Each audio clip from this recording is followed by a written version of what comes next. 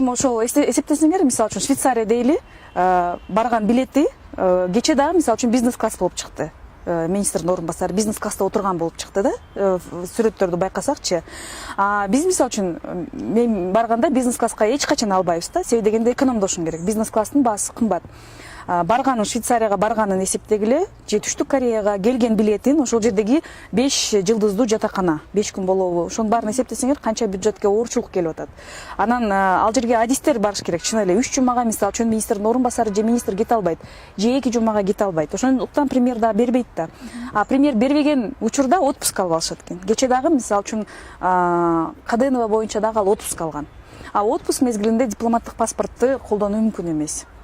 Бардык министрлердин орун басарын текшергиле дедим, себеби дегенде эс алууга 1 айлык отпускага кеткенде дагы, Кытайга кеткенде ушундай учурлар бар экен да, ошолорду текшерип чыгыш керек. Эмне себептен дипломаттык паспортты отпуск кезинде алышат. Анан күйөөлөрүн болсо жанагы чек ара кызматы текшерип чыгыш керек, күйөөсүн аты жөнүн билип, ошол күнү мен даталар бар менде, ошол күндөрдү карап чыгыш керек да, ким каяка чыккан.